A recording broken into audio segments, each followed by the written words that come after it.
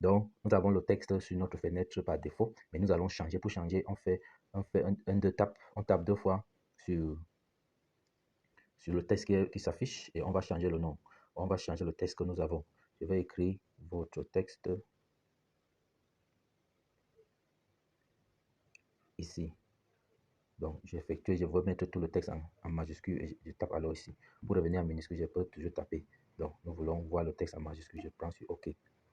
Voilà donc le texte que nous avons. Donc, la première des choses, c'est de sauvegarder ou d'enregistrer notre document. Donc, je passe sur enregistrer projet. Je tape le nom que je veux. Tout nom que vous voulez, vous pouvez taper. Et j'ai nommé mon document. OK. Donc, je vais ajouter certaines transformations. Je vais transformer le texte en utilisant les différents aspects, propriétés comme taille, couleur, alignement, ainsi de suite. Donc, la première des choses que je voudrais qu'on fasse, c'est changer la taille. Donc, nous voulons changer la taille. Je vais changer la taille de mon texte. Pour changer la taille, je viens ici sur l'onglet A. Quand je vais en bas, je vais trouver les deux T ici, là, je tape. Maintenant, ça me donne, je peux changer la taille en glissant. Quand je glisse sur le truc ici, je peux changer la taille comme je veux. OK. Et après avoir eu la taille qui convient, je tape sur valider.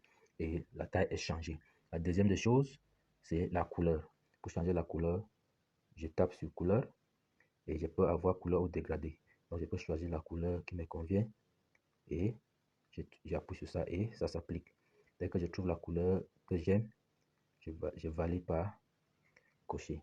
La troisième des choses que je voudrais te montrer, c'est copier du texte.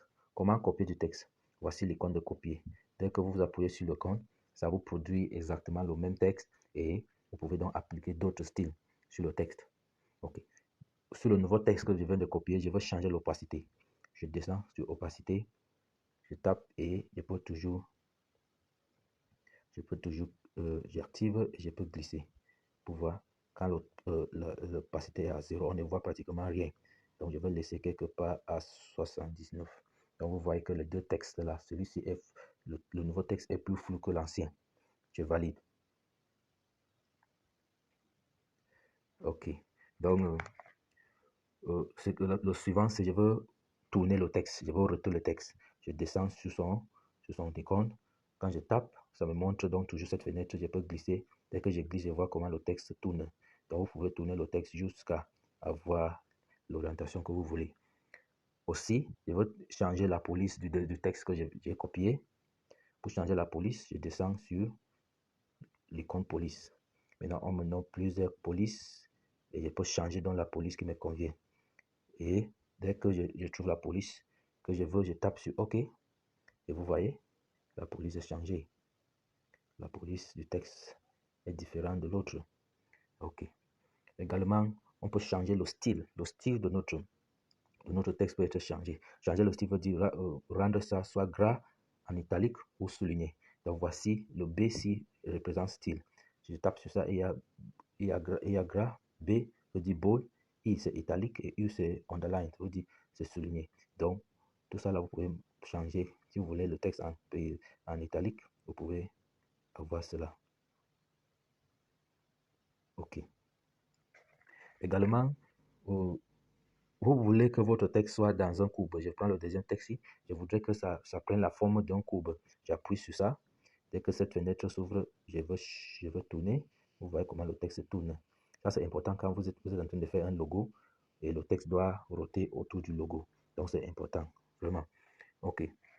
Également, nous voulons changer la position de notre texte. Par exemple, je vais changer la position du deuxième texte. Donc, position, je peux soit si je voudrais que ça soit au milieu, je clique ça. Si je voulais que ça soit en bas à droite, je clique celui-ci, en haut à gauche, et ainsi de suite. Donc, ça vous permet de mettre votre texte à un endroit précis.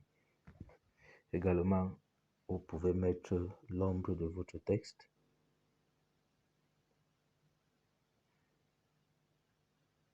Quand vous activez, vous pouvez glisser, vous pouvez augmenter opacité, ainsi de suite, et vous validez.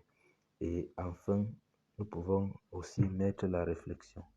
Réflexion, si j'active, ça reflète dans mon texte. Je peux même ajouter la distance où je réduis et je valide. Donc, voici essentiellement les B.A.B.A de texte, du texte dans Pixel App. Si vous appliquez cela, vous allez voir que votre utilisation de Pixel App sera vraiment facile et easy.